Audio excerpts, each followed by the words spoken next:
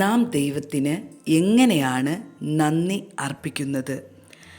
വിവാഹം കഴിഞ്ഞ് 10 വർഷത്തിനു ശേഷം ലഭിക്കുന്ന കുഞ്ഞിനെ അത്ഭുതമെന്നും ദൈവത്തിൻ്റെ ദാനമെന്നും വിളിക്കാൻ എല്ലാവരും ഇഷ്ടപ്പെടുന്നു. എന്നാൽ ആദ്യ വർഷങ്ങളിൽ ഉണ്ടാകുന്ന കുഞ്ഞ് ദൈവത്തിൻ്റെ ദാനമെന്ന നിലയിൽ പ്രഘോഷിക്കപ്പെടാറില്ല. പലപ്പോഴും ക്യാൻസർ രോഗം വന്നതിനു ശേഷം സൗഖ്യപ്പെടുന്നത് ദൈവിക ഇടപെടലായി വാഴ്ത്തുന്ന നാം, രോഗം വരാത്തതിനെ ഓർത്ത് ഒരിക്കലെങ്കിലും ദൈവത്തിന് നന്ദി പറഞ്ഞിട്ടുണ്ടോ? സാമ്പത്തിക പ്രതിസന്ധി നീണ്ടുനിന്ന ശേഷം ഒരു ദൈവിക ഇടപെടലുണ്ടായാൽ നാം സാക്ഷ്യപ്പെടുത്തും.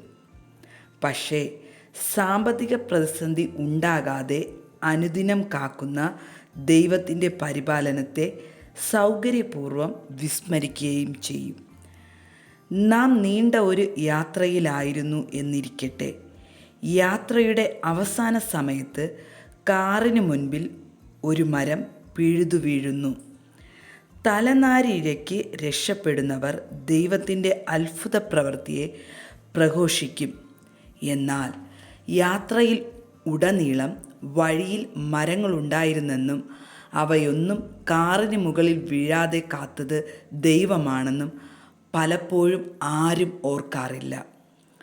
നാം ഈ ഭൂമിയിൽ ഒരു നിമിഷം പോലും ആയിരിക്കുന്നത് ദൈവത്തിൻ്റെ കരുണ ഒന്നു മാത്രം എന്ന് മനസ്സിലാക്കുക. നമുക്ക് ആവശ്യമുള്ള വായു സൗജന്യമായി നൽകുന്നു.